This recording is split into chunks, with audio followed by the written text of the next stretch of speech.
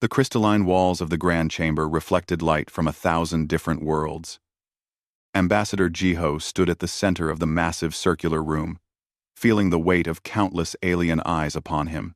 Beside him, Captain Mireille remained perfectly still in her dark blue uniform, her hand resting near her sidearm, out of habit rather than necessity. This was humanity's moment. After 70 years of reaching beyond Earth, after establishing 12 colonies among the stars, after building a fleet of 300 warships, humanity had finally earned the right to stand before the Galactic Council. Jiho had practiced his speech 100 times, but now that the moment had arrived, his mouth felt dry. "Honored members of the Council," Jiho began, his voice carrying through the chamber's perfect acoustics. "Humanity comes before you not as beggars, but as potential allies.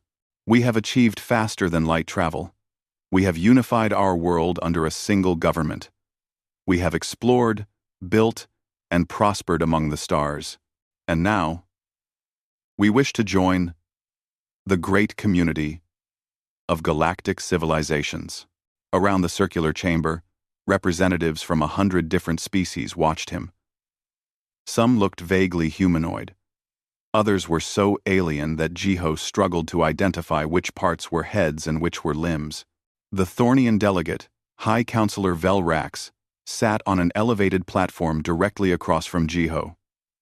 The Thornian looked almost human, except for his gray skin and the ridge of bone that ran across his forehead. "We understand that a threat grows at the edge of known space," Jiho continued. "The Vrakthul swarm consumes everything in its path. We have seen the reports. Entire worlds stripped of life. Billions dead. This threat will not stop on its own. Humanity offers its fleet, its resources, and its people to help defend the Council against this danger." For a moment, there was silence. Then, a sound began to ripple through the chamber. It took Jiho a moment to recognize it. Laughter. The Council was laughing at him. High Counselor Velrax raised one hand, and the chamber fell quiet. The Thornian leader looked down at Jiho with something that might have been amusement or pity. "Ambassador Jiho, we appreciate your enthusiasm. Truly we do. But perhaps you do not understand the scale of what you are discussing." Velrax gestured to a holographic display that appeared in the center of the chamber. It showed the galaxy, with different colored markers representing different civilizations. The Thornian Empire alone commands 50,000 warships, the Lumari collective fields 30,000. Even the smallest council members possess fleets that dwarf your entire military. "You offer us 300 ships?" Another delegate spoke up. This one was covered in scales and had eyes that glowed like coals. "Humanity has been spacefaring for 70 years. My people have traveled the stars for 12,000 years. What could you possibly teach us about warfare?" "No. No." A crystalline being that seemed to be made of living glass chimed in with a voice like wind through bells. "Your species has no natural weapons, no armor, no special abilities. You are soft creatures from a soft world. What makes you think you can stand against the swarm?" Jiho felt his face grow hot, but he kept his voice steady. "We may be young by galactic standards, but we have survived countless threats on our own world. We have fought wars, overcome diseases, and you have fought each other," Velrax interrupted, his tone condescending. "Fighting among your own species is not the same as facing an enemy that exists only to consume. The Vrakthul are beyond anything you have encountered." "Then teach us," Jiho said. "Allow us to learn. We are willing to." "The Council has made its decision," Velrax announced. "Humanity may maintain observer status. You may attend our sessions and learn from us. But full membership requires certain qualifications that you simply do not yet possess. As for your military alliance..." The Thornian paused, and Jiho could swear he saw a smile on that gray face. "We appreciate the offer, but the Council does not require assistance from a species that has barely left its own solar system." Mireille stepped forward, unable to contain herself any longer. "High Counselor, With respect, underestimating any species is dangerous. History has shown. Captain, Velrax said, his voice sharp. I do not recall addressing you. The Council has spoken. Humanity is not ready for membership or military alliance.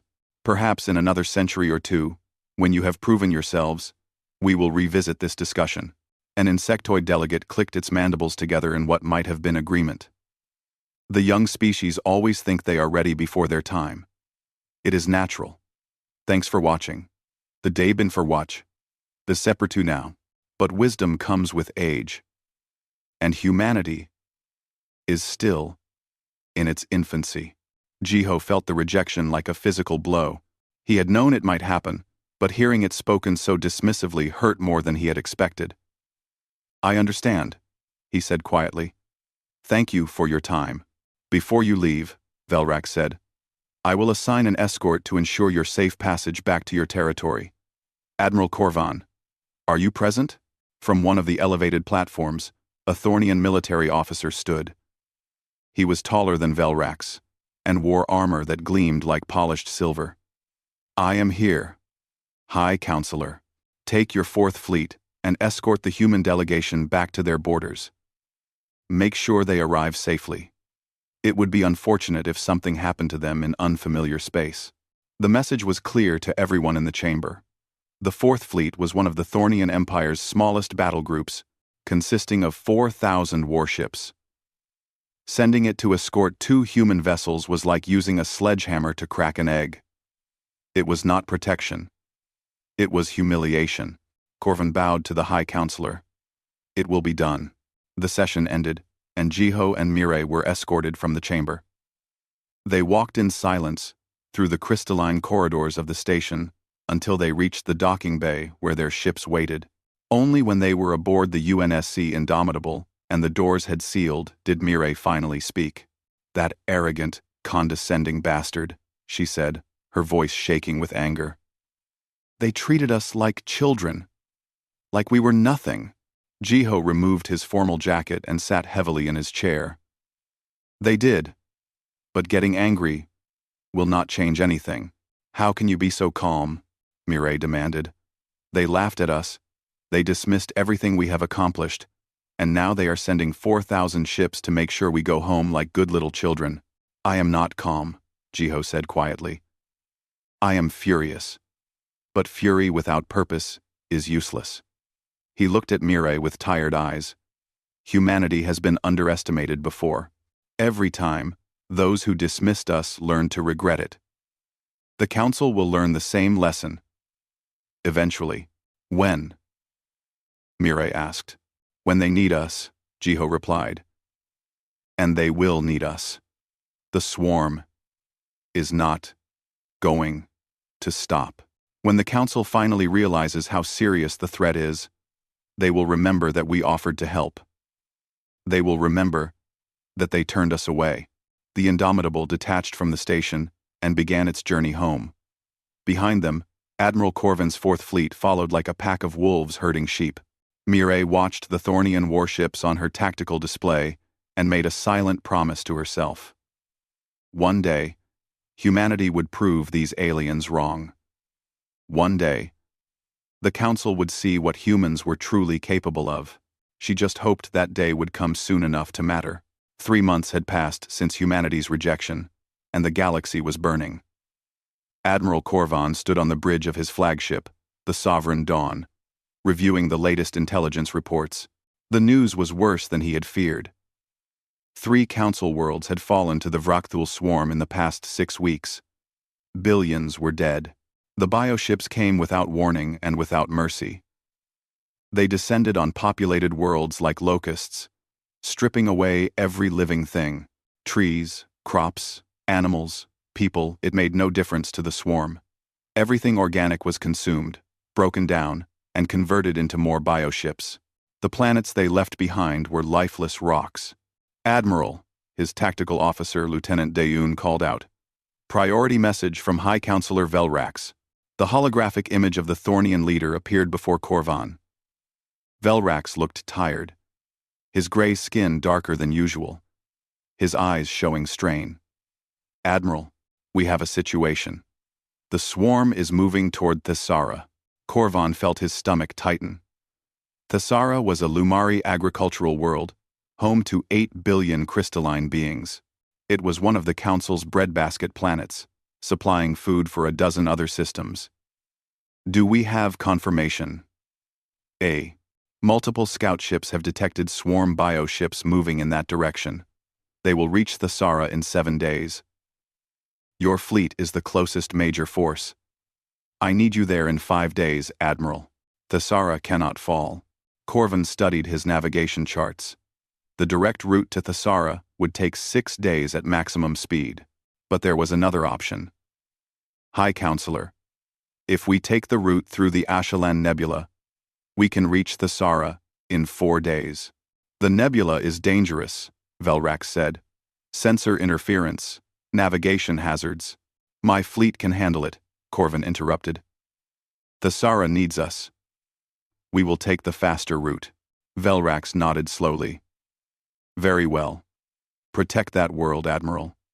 We cannot afford to lose it. The transmission ended, and Corvan began issuing orders. The Fourth Fleet consisted of 4,000 warships, ranging from small destroyers to massive dreadnoughts.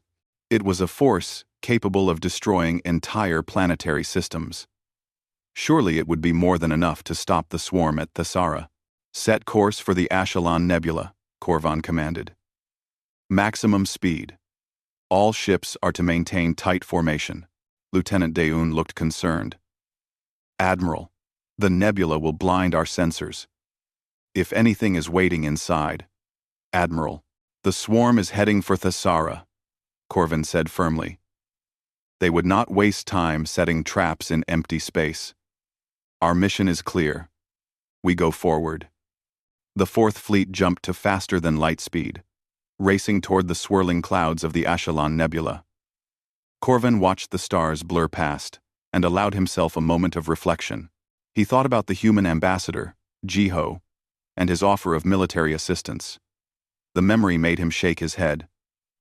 What could 300 primitive ships have done against the swarm? Humanity was brave to offer. But bravery without strength was meaningless. 2 days later, the fleet entered the nebula. Immediately, every display on the bridge began showing interference. The clouds of gas and dust scattered their sensor beams, making it impossible to see more than a few kilometers in any direction. Navigation became a matter of careful calculations and constant adjustments. This is worse than I expected, Daeun muttered, working at her console. We are practically blind in here. Maintain course, Corvan ordered. We will be through the nebula in less than a day. Stay alert and watch for navigation hazards. The hours crawled by.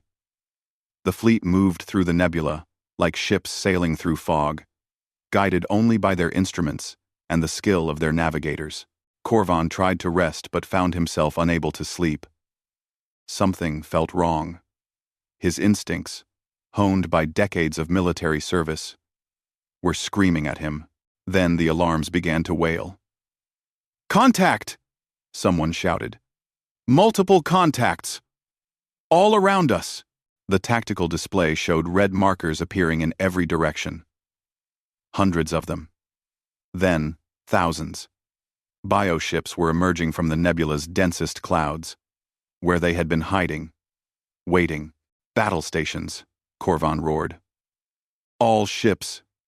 Combat formation. Return fire. But it was too late. The swarm had positioned themselves perfectly, using the nebula's interference to hide until the Thornian fleet was completely surrounded.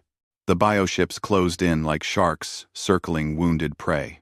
The Sovereign Dawn shuddered as something struck its hull. Corvan grabbed his command chair to keep from falling. Damage report. Damage report. Bioships are latching onto us. Daeun shouted over the chaos. They are secreting some kind of acid. Hull breaches on decks, 7 through 12. Through the view screen, Corvan could see the nightmare unfolding. The bioships looked like enormous insects, all chitinous armor and grasping limbs. They grabbed onto Thornian vessels and began dissolving their hulls, creating openings for boarding. Swarm organisms poured inside, killing everything they found. The Fourth Fleet fought back with everything it had. Energy beams and missiles tore through bioships, destroying them by the dozens. But for every one that fell, two more seemed to take its place. The swarm had numbers, and in the nebula's confusing environment, the Thornian advantage in technology meant nothing. "We walked into a trap," Corvin said, his voice hollow with realization. Thesara was bait. They wanted to draw a fleet into the nebula and destroy it. The battle raged for hours. Corvin watched his fleet die around him. Ships exploded or went dark, their crews consumed by the swarm. The Sovereign Dawn took hit after hit, its shields failing, its armor dissolving under bioship acid. "Admiral, we have to evacuate," Dayun pleaded. "The ship is lost." "Dayun," we pleaded. Corvan looked around his bridge. Half the stations were unmanned, their operators dead or injured. Fires burned in 3 different sections. The ship was dying. "Send a distress call. All frequencies. Someone needs to know what happened here." Dayun's fingers flew across her console. "Distress signal away. Encrypted on all Council channels. Get to the escape pods," Corvan ordered. "Everyone who can still move. Abandon ship now." They ran through corridors filled with smoke and the screams of the dying. Corvan and Dayun reached an escape pod with a handful of other survivors. As they sealed the hatch and launched, Corvin looked back at his flagship. The Sovereign Dawn was covered in bioships, being eaten alive like carrion. The escape pod drifted in the nebula, its small engine keeping it moving away from the battle. Through the small viewport, Corvin watched the slaughter continue. Of 4,000 warships, only scattered groups remained, trying desperately to escape. Most would not make it. "How many pods got away?" Corvan asked quietly. Dayun checked her scanner. "Maybe 100. Perhaps a few damaged ships. Admiral, out of 40,000 crew members, there might be 500 survivors." The magnitude of the disaster was too large to fully comprehend. Corvan had lost his fleet, his ship, and nearly everyone under his command.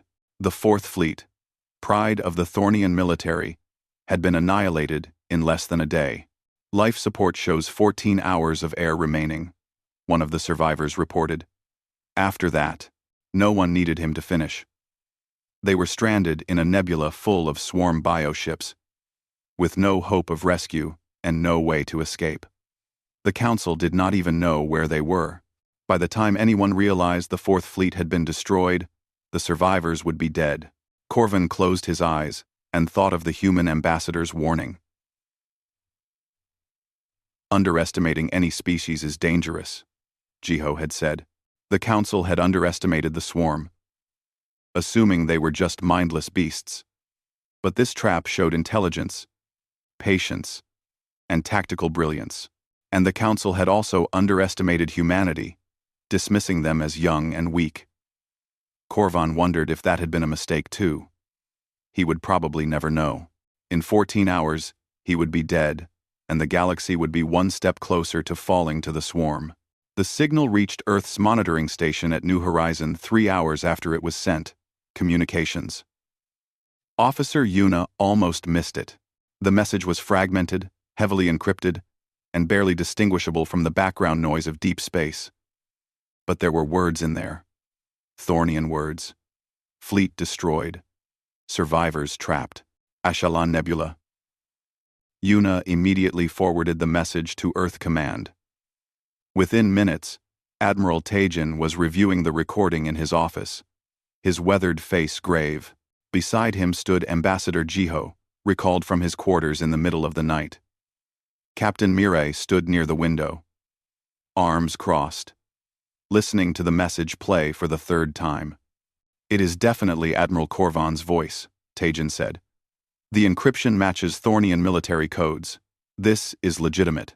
4,000 ships, Mirai said softly. "Gone. Just like that." Jiho rubbed his eyes. He had not slept well since returning from the Council. Do we know how many survivors there might be? Based on standard Thornian evacuation procedures, maybe 500 to 1,000, Tejan replied. Scattered across the nebula in escape pods and damaged ships, with limited life support, the room fell silent. Everyone knew what came next. Someone had to decide whether humanity would respond to this distress call. The same species that had laughed at them, dismissed their offer of help, and sent a fleet to escort them away like unwanted children was now dying in the darkness. We should not go, one of Tejan's advisors said. This could be a swarm trap. They destroyed the Fourth Fleet. What could our smaller force accomplish, except getting more people killed? Another advisor agreed. The Thornians made it clear they did not want or need our help. Why should we risk our people for theirs? Quote, Mireille turned from the window, her eyes blazing. The right thing? The first advisor challenged. The right thing for humanity is to protect our own worlds, our own people. We have colonies that need defending. We cannot afford to throw away ships and lives on a rescue mission that will probably fail. Then what are we? Mireille demanded. If we abandon people in need just because they were cruel to us, how are we any better than they were? Well, Jiho spoke quietly. She is right. Throughout human history, our greatest moments have come when we chose to help others despite the cost. When we chose compassion over revenge, action over apathy. That is what has always defined humanity at our best. Admiral Tejan listened to all of this, his expression unreadable. Finally, he stood. Humanity offered the Council our help 3 months ago. They rejected us, but the offer was not conditional on them being kind to us. The offer was made because it was right, because people needed help. That has not changed. He walked to his desk and began entering commands. I am authorizing the deployment of Strike Group Raven. 87 ships, under the command of Captain Mireille. Your mission is to enter the Ashelan Nebula, locate survivors, extract them if possible, and return. You have full discretionary authority on tactics and rules of engagement. Mireille snapped to attention. Yes, sir. Strike Group Raven will not let you down. I know you will not, Tejan said. But understand the risks. This nebula destroyed a fleet much larger than yours. The swarm knows we might come. This could be a trap within a trap. If you determine the mission is impossible, you have my authorization to abort and return home. Understood, Admiral. 2 hours later, Mireille stood on the bridge of the UNSC Defiance, a carrier that served as the flagship for Strike Group Raven. Around her, 86 other ships prepared for departure. They were not impressive by Council standards. Most were small frigates and destroyers. The Defiance itself was only half the size of a Thornian dreadnought. But these ships were fast, maneuverable, and crewed by people who had volunteered for this mission, knowing they might not return. Commander Hyunwoo approached with a datapad. All ships report ready for departure, Captain. Weapons are loaded. Shields are charged. Crews are at stations. Good, Mireille said. What do we know about the Ashelan Nebula? Lieutenant Commander Salmon, the chief navigator, pulled up a holographic map. It is approximately 4 light-years across, filled with ionized gas, dust particles, and electromagnetic anomalies. Sensors will be almost useless inside. Navigation will be difficult. The Thornians probably used standard grid patterns for their search, which made them predictable. We will not make that mistake, Mireille said. Hyunwoo, what about the swarm? The tactical officer brought up another display. Bioships are organic vessels grown rather than built. They operate through some kind of hive intelligence, coordinating without verbal communication. Their hulls are designed to resist energy weapons. Armor is acidic and toxic. They use boarding tactics, sending organisms inside enemy ships to kill the crew. Weaknesses? Mireille asked. Kinetic weapons are more effective than energy weapons against organic armor. Their coordination seems to depend on larger node ships, and they have never faced human nuclear weapons. Commander Kyungmin, leader of the fighter wing, looked up from his station. "Captain, are we really authorized to use nukes?" "We are authorized to use whatever is necessary to complete the mission and protect our people," Mireille replied. "The swarm will not show us mercy. We will not show them any, either." The journey to the Achelan Nebula took 3 days at maximum speed. During that time, Mireille drilled her crews relentlessly. They practiced damage control, emergency evacuations, and combat maneuvers. Every captain knew the plan. Every fighter pilot knew their role. Every Marine knew how to fight. Swarm boarding organisms. On the evening before they reached the nebula, Mireille addressed her fleet over the communications channel.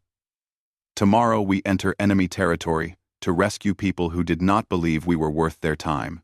Some of you might wonder why we are doing this. The answer is simple. Because we are human. And humans do not leave people behind to die. Not our friends. Not our enemies. Not strangers. When someone needs help, we answer. That is who we are." She paused, looking at the tired faces on her screen. "The swarm thinks we are prey. The council thinks we are children playing at war. Tomorrow we show them both what humanity really is. We are the species that looked at a universe trying to kill us and said no. We are the people who built cities, crossed oceans, and reached the stars, despite everything that tried to stop us. And we are the ones who will walk into hell itself to bring people home. All ships, check your weapons, check your crews, and get some rest. Tomorrow, we go into the fire." The transmission ended. Mireille sat alone in her quarters, looking at the picture she kept on her desk. It showed her family, back on Earth. Her parents, her younger brother, her niece who was only 3 years old. She was fighting to protect them, to keep the swarm from ever reaching human space. But she was also fighting because it was right, because someone had to, because that was what humans did. She touched the picture gently. "I will come back," she promised. "But first, I have work to do." Outside her window, the Achelan Nebula loomed like a purple and red storm cloud stretching across space. Inside it, the swarm waited. And somewhere in that nightmare, Thornian survivors were dying. Strike Group Raven dropped out of faster-than-light travel at the nebula's edge. Every ship went to battle stations. Every weapon was armed. Every crew member said silent prayers to whatever they believed in. Then, they entered the darkness, and the hunt began. The moment Strike Group Raven entered the Achelan Nebula, every sensor screen on the Defiance flickered and filled with static. The outside view showed nothing but swirling clouds of purple and red gas, illuminated by distant stars that appeared as dim smudges. It was like entering a storm that stretched for light years. "Sensors are down to 20% effectiveness," Salman reported. "I can barely see the other ships in our formation, and they are less than a kilometer away." Mireille studied the navigation display. "Can you plot a course through this?" "I can try," Salman said, "but we will be flying half-blind." The Thornians used standard search grids, which made them predictable. "I recommend we use random pattern searches. It will take longer, but the swarm will not be able to anticipate our movements." "Do it," Mireille ordered. "All ships maintain formation and follow the Defiance's lead. Stay alert." The fleet moved deeper into the nebula, navigating by instruments and instinct. The gas clouds played tricks on their sensors, showing phantom contacts that disappeared when approached. Every few minutes, they passed through fields of debris from the battle. "Captain," Hyunwoo said quietly, "I am detecting a weak power signature. 300 kilometers to starboard. Could be a damaged ship or a trap," Mireille finished. "Send a scanner drone. Let us see what is there before we commit." The small drone launched and made its way toward the signal, sending back data as it went. The images that came back showed a Thornian destroyer, broken in half, its hull covered in the remains of bioship acid. But one section still had emergency lights functioning. "There might be survivors," Salman said. "Or swarm organisms waiting in ambush," Hyunwoo countered. This is exactly how they would bait a trap. Mireille made her decision. Kyungmin. Launch a fighter squadron with 2 rescue shuttles. Heavy escort. If anything moves wrong, they withdraw immediately. Yes, Captain. 6 fighters and 2 shuttles departed from the Defiance, weapons armed and shields at maximum. The rest of the fleet held position, every gun trained on the wreckage. Minutes passed like hours. Then Kyungmin's voice came over the radio. We have survivors. 32 Thornians, trapped in a sealed compartment. No sign of swarm presence. Bringing them aboard now. Relief washed through the bridge, but Mireille stayed focused. Get them, and get back, quickly. The shuttles were halfway back, when Hyunwoo's console erupted with warnings. Contact! Multiple bioships emerging from the nebula. They were hiding in the gas clouds, waiting for us to stop. Red markers appeared on the tactical display, surrounding the rescue shuttles. Dozens of bioships, each the size of a small building, moving with frightening speed. They looked like massive insects, all chitinous armor and grasping limbs. All ships, open fire, Mireille commanded. Protect those shuttles. The human fleet responded instantly. Railguns fired, sending solid metal slugs at a fraction of light speed into the bioships.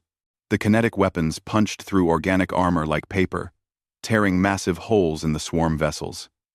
Missiles streaked across the darkness, their warheads designed to fragment and shred multiple targets. The bioships tried to close the distance, their acid secretions dripping from extended limbs. But human ships were faster. They darted between the gas clouds, using the terrain that had hindered the Thornians to their advantage.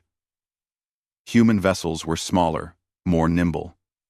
They danced through the nebula like fighters in a boxing ring. Shuttles are back aboard, Kyungmin reported. All fighters accounted for. Pull back, Mireille ordered. Do not let them engage at close range. The fleet withdrew deeper into the nebula, leaving shattered bioships floating in their wake. Mireille watched the tactical display, counting the destroyed swarm vessels. 23. Confirmed kills. 0 human casualties. Bring the Thornian survivors to the bridge, she said.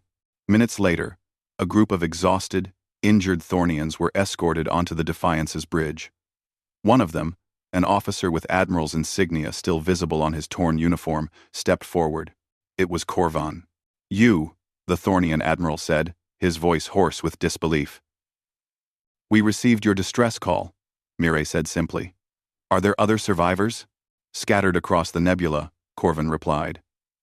Maybe a few hundred in escape pods and damaged ships, but the swarm is everywhere. You should not have come. This place is death. Lieutenant Daeun, standing beside Corvan, looked around the bridge with wide eyes. How did you destroy those bioships so easily? Our weapons barely scratched them, Hyunwoo answered without looking up from his console. Your energy weapons are designed for shields and armor plating. Bioships do not have those. They have organic tissue. Our kinetic weapons do not care what they hit. Metal moving fast enough will punch through anything. We need to keep moving, Mireille said. Every minute we stay in one place, the swarm learns our position. Somen. Plot a search pattern. Find the other survivors. For the next 6 hours, Strike Group Ravens searched the nebula. They found escape pods floating in the darkness, damaged ships limping along on failing engines, and survivors huddled in the wreckage of their vessels. Each time, they extracted the Thornians and moved on before the swarm could respond. But the bioships were learning. Each encounter brought more of them. They began using pack tactics, surrounding human ships, and trying to overwhelm them with numbers. The running battles became more desperate. Captain, Hyunwoo said, his voice tense. I am detecting something massive on long-range sensors. Difficult to read through the interference, but the power signature is enormous. Mireille looked at the blurry contact on her display. What is it? Corvan moved to stand beside her, studying the readings. That is a hive node. A command ship. It coordinates all the bioships in this region through some kind of organic network, Destroy it, and the swarm in this nebula will lose all coordination. How do we kill it? You do not, Korvan said flatly. It is too large, too well protected. The Fourth Fleet tried to destroy one once with 3 dreadnoughts. We failed. Your small ships do not have the firepower. Dayoon was working at a human console, helped by a patient technician. She looked up, her expression shocked. Captain Mireille, the node is moving toward us. I think it knows we are here. The tactical display showed the massive contact changing course, along with hundreds of smaller bioships forming a protective screen around it. They were coming straight toward Strike Group Raven's position. They want to trap us like they trapped the Fourth Fleet, Mireille said. She looked at her crew, seeing the fear and determination in their faces. Then she looked at Korvan. You said, conventional weapons cannot destroy the node. What about unconventional weapons? What do you mean? Hyunwoo, load nuclear warheads, Mireille ordered. Maximum yield. Every ship that carries them. The bridge went silent. Even the humans looked shocked. Nuclear weapons were heavily regulated in Council space, considered too dangerous and indiscriminate. Most species had banned them centuries ago. You have nuclear weapons? Korvan asked. Tender. Korvan asked. Tenderwerder. Korvan asked, his voice barely a whisper. We have never forgotten how to make them, Mireille said. We just chose not to use them against each other anymore. But the swarm is not human, and we did not come here to fight fair. She opened a channel to all ships. All vessels. This is Captain Mireille. The swarm has a hive node in this nebula. If we destroy it, their coordination will collapse, and we can extract the remaining survivors. But to do that, we need to get close enough to deploy nuclear weapons. Very close. When, quote, she paused, letting that sink in. I am calling for volunteers. 20 ships to make a strike run on the node with me. The rest will hold position and cover our withdrawal. This will be extremely dangerous. Anyone who wants to volunteer, signal now. Every single ship in the fleet signaled their readiness. Mireille felt her throat tighten with pride. Very well. I am selecting the fastest ships. The rest of you, prepare to give us cover fire. Salmon, plot the most direct course to that node. Time to show the swarm what fire really means. 20 human ships broke away from the main fleet and accelerated toward the heart of the nebula. The Defiance led the formation, with Mireille standing on her bridge like a captain from ancient naval battles. Behind her, Korvan and Dayoon watched in disbelief as this small force charged toward certain death. This is insane, Korvan muttered. That node is protected by thousands of bioships. Your 20 vessels will be torn apart before you get close. Maybe, Mireille said calmly. Hyunwoo, weapon status? All railguns loaded and charged, missiles armed, nuclear warheads programmed and ready for deployment. Each ship in the strike force carries between 2 and 6 warheads, depending on their size. Kyungmin, fighter status? All squadrons launched and providing screening. We will clear a path, Captain. The strike force plunged deeper into the nebula. On the view screen, the massive hive node gradually became visible through the swirling gas clouds. It was enormous, the size of a small moon, its surface pulsing with bioluminescent patterns. Around it, bioships swarmed like bees protecting their hive. Contact, Hyunwoo shouted. Multiple bioships incoming. Attack formation. The battle began. Bioships came at them in waves, trying to overwhelm the human vessels with sheer numbers. But the humans fought like nothing Korvan had ever seen. Their ships moved through the nebula with impossible precision, dancing between obstacles, using the terrain to create firing solutions. Railguns hammered the bioships, each impact tearing through organic armor. Missiles streaked across the darkness in complex patterns, their warheads timed to detonate in sequence and create kill zones. Human fighters weaved between the capital ships, their smaller guns chewing apart bioships that got too close. These humans fight like they were born in war. Daeun whispered. Look at them. There is no hesitation. No fear. Just efficiency. A bioship latched onto one of the human destroyers, its acid beginning to eat through the hull. Mireille watched on her tactical display. UNSC. Valor. Status? Hull breach on 3 decks? The Valor's captain reported, his voice strained but steady. Sealing compartments. Swarm organisms are inside, but our Marines are holding them at checkpoint barriers. Can you continue? Yes, Captain. We did not come this far to turn back now. The strike force pushed forward, leaving a trail of destroyed bioships in their wake, but they were taking damage. 2 ships had catastrophic failures and fell behind, their crews evacuating to other vessels before the hulks were consumed by the swarm. We are losing ships, Corvan said urgently. You need to abort this attack. We are almost there, Mireille replied. Her knuckles were white on the railing, but her voice remained steady. Salmon. Distance to optimal weapons range? 30 seconds. A bioship crashed into the Defiance's shields, the impact sending shudders through the entire vessel. The shields held, but the creature's acid was eating into the energy barrier. Hyunwoo fired point defense weapons, shredding the bioship before it could breach the hull. 20 seconds. More bioships came. The human fleet was surrounded now, fighting in all directions at once. Railgun barrels glowed red from constant firing. Missile tubes were running empty. Ships that had been pristine at the start of the battle were now scarred and burning. 10 seconds. The hive node loomed before them, massive and terrible.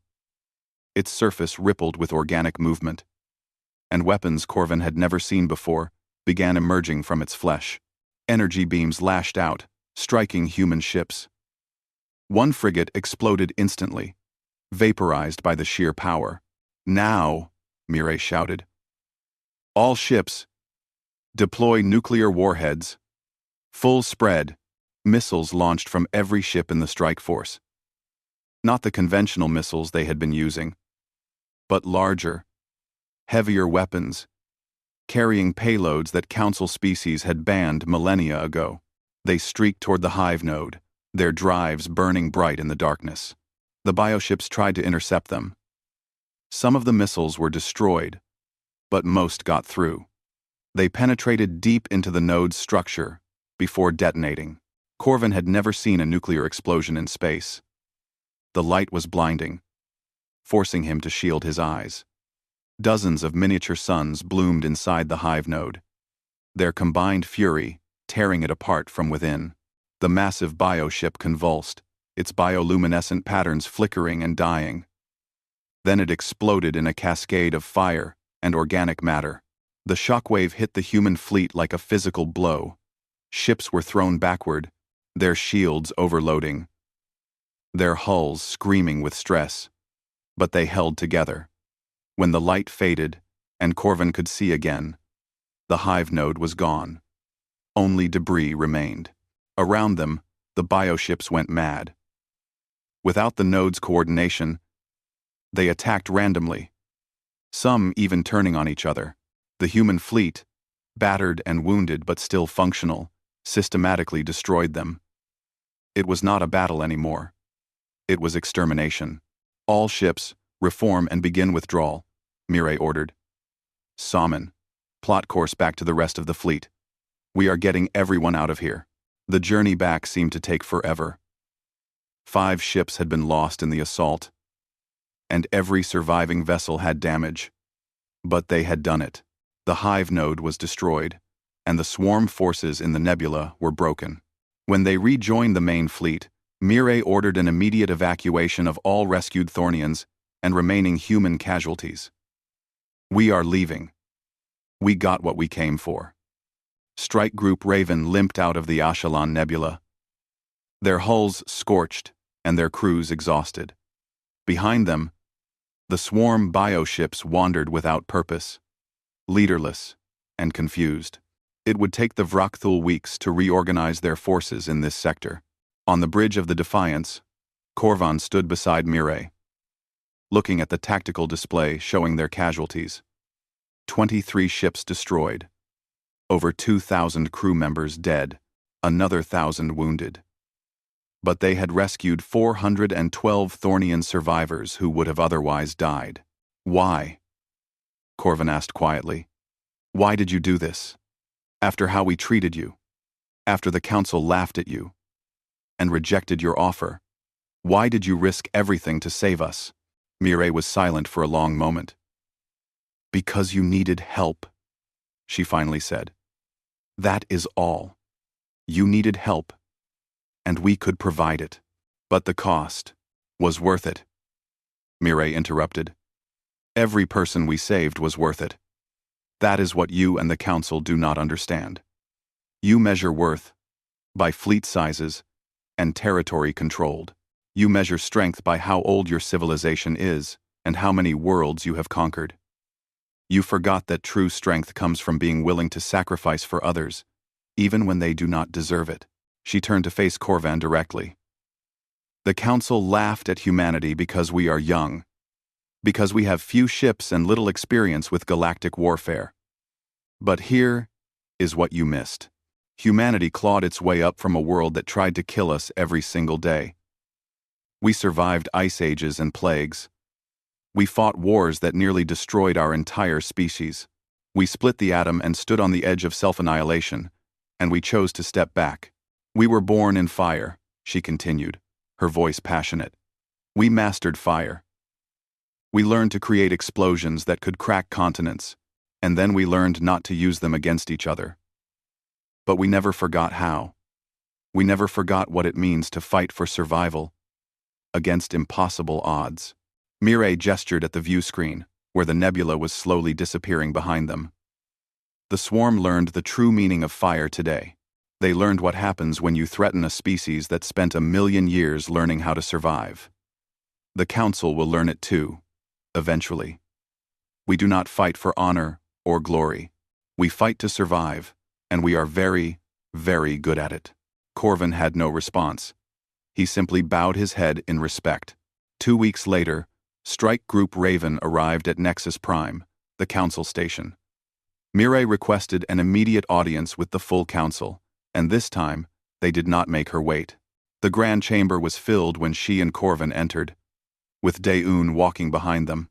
High Counselor Velrax stood as they approached. He looked like he had aged years in the past months.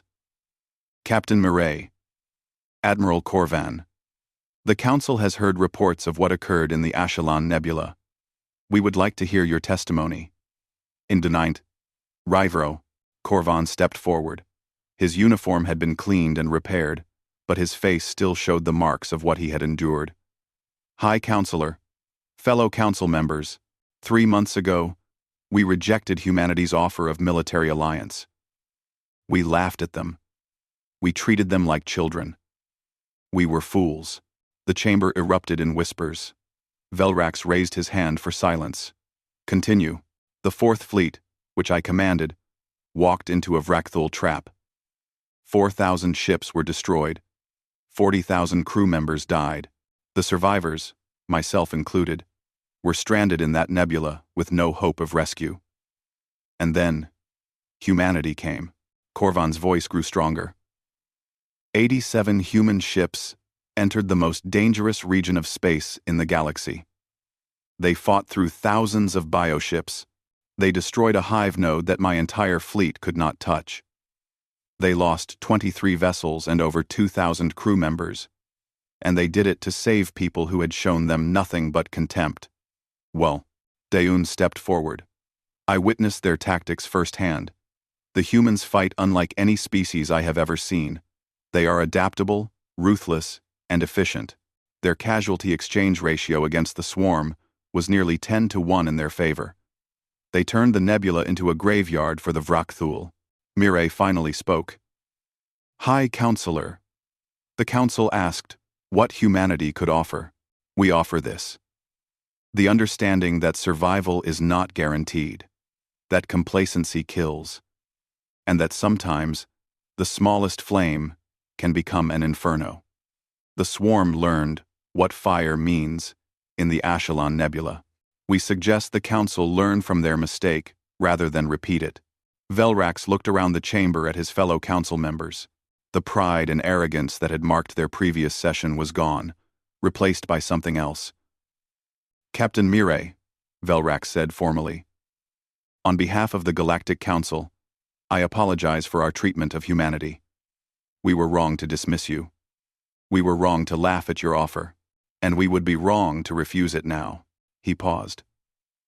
The Council moves to grant humanity full membership, with all rights and responsibilities therein.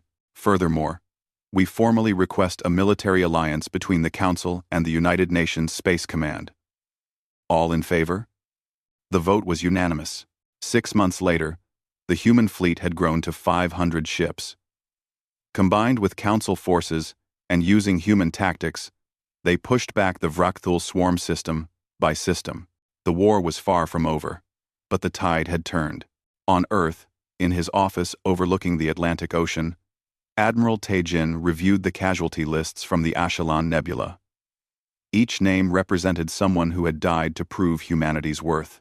He thought about Mireille's words, about being born in fire. Fire destroyed, yes. But it also illuminated the darkness, purified through heat, and transformed what it touched. Humanity had touched the galaxy with fire, and the galaxy would never be the same. The Council had laughed at humanity, but they would never make that mistake again.